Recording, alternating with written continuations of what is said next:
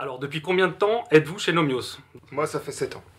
Moi, ça fait 3 ans. 3 ans et demi. Donc moi, ça va faire 11 ans au mois d'août. Ça fait 5 ans. 10 ans dans 3 semaines. On va dire 5 ans. Moi, personnellement, bientôt 2 ans et demi, je crois, si ça fait pas 2 ans et demi.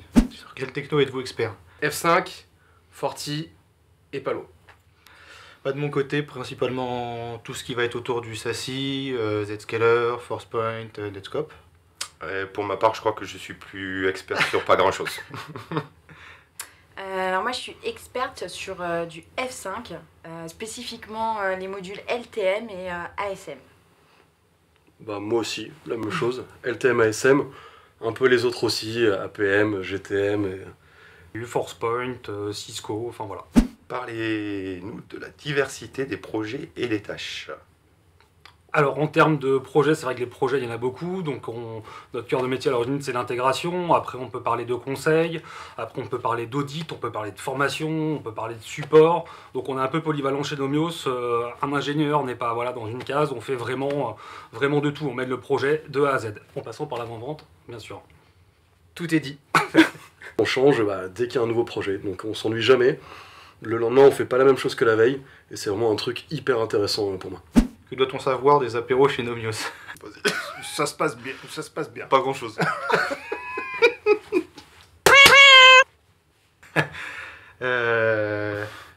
Il faut pas être surpris au départ.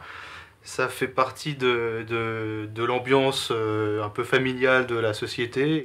Racontez votre plus grosse galère lors d'une intervention chez un client. Il y avait eu un gros upgrade côté de ce constructeur-là, j'étais pas au courant et je me suis retrouvé un peu comme un abruti face au client et j'ai dû faire un peu de la claquette.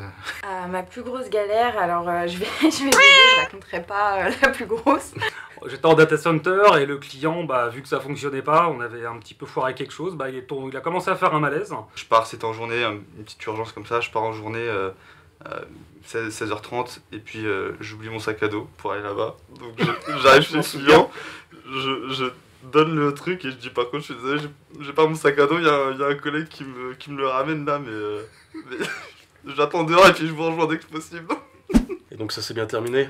Non, ça s'est bien passé, il s'est assis, il a bu un petit verre d'eau puis on a résolu ça tranquillement. Ouais, heureusement ça s'est bien terminé. J'ai eu de la chance, c'est que j'ai pu appeler d'autres collègues et j'ai pu appeler aussi les PS chez l'éditeur en question et on m'a supporté, on m'a aidé à aller au bout et le client s'en est même pas rendu compte. Du coup oui, en général ça se termine bien, là-dessus j'ai eu de la chance pour l'instant, tout s'est toujours bien terminé, donc c'est parfait.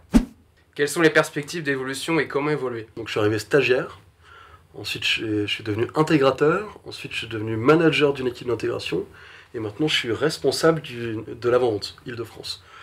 On est intégrateur, donc du coup, une grosse proximité avec les éditeurs. Donc on peut évoluer techniquement, on peut évoluer personnellement avec énormément de rencontres et humainement c'est top. Que pensez-vous des managers?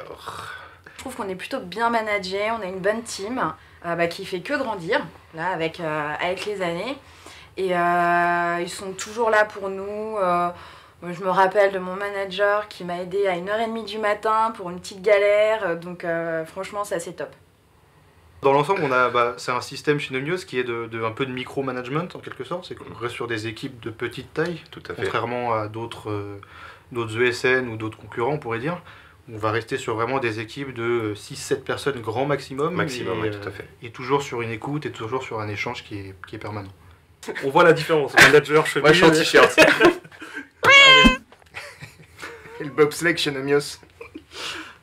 Non, effectivement, si on ne sait pas faire du bobsleigh en arrivant chez Nomios, il y a des grandes chances qu'on apprenne très rapidement. Mais ouais, c'est quelque chose qui est assez courant dans les déplacements, au ski notamment. Hein. Il faut un ustensile qui est une baignoire et après on peut jouer. Comment avez-vous été intégré chez Nomios? Il y a un état d'esprit qui est d'essayer d'intégrer au maximum. C'est un peu plus qu'une société, c'est une sorte de petite famille en quelque sorte. Et l'intégration, il faut être prêt à être intégré dans la société. Il y a juste ça à retenir. Quelles sont les compétences pour être un bon ingénieur?